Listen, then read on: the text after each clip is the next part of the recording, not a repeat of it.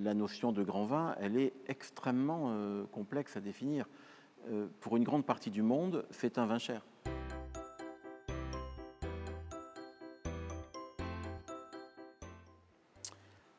J'ai commencé ma carrière comme sommelier et puis un jour j'en ai eu un peu marre de vivre en ville et je suis revenu dans ma région natale où j'ai acheté un petit bout de vigne et j'ai commencé à faire du vin dans mon garage.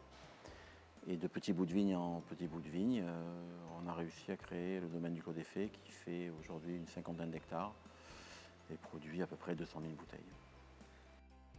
La première vendange c'était 1998.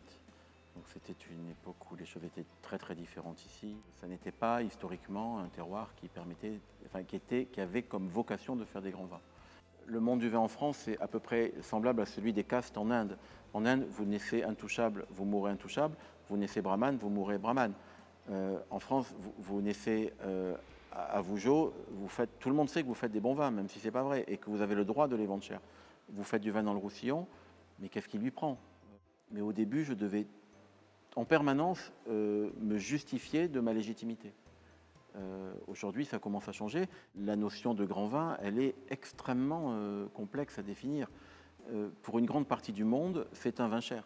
D'abord, moi, je suis un des rares vignerons français qui suis présent dans à peu près toutes les gammes de vins. C'est-à-dire que j'ai vraiment un immense plaisir à rester en contact avec le grand public, avec des amateurs de vin que j'ai été quand j'étais jeune ou en début de ma carrière professionnelle, où je n'avais pas beaucoup d'argent pour acheter du vin.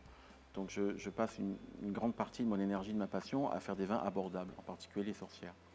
À côté, j'essaie de faire des vins qui expriment vraiment un terroir. Donc je m'efface derrière ce terroir parce qu'il est suffisamment fort pour ne pas avoir besoin de moi. Et puis après, j'y mets aussi une partie de ma personnalité dans d'autres vins. Et enfin, j'ai un vin en particulier qui s'appelle la Petite Sibérie, qui est un cadeau du ciel, qui fait qu'est rentré dans ma vie un jour un terroir particulier, de la même manière que parfois vous avez un enfant particulier qui, à 4 ans, se met à jouer du violon sans que vous sachiez vraiment pourquoi et sans que vous puissiez dire que vous en êtes responsable.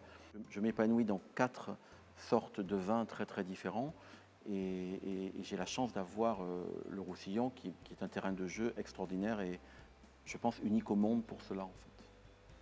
Donc il faut le prendre comme il est, il faut l'accepter, il faut l'apprivoiser.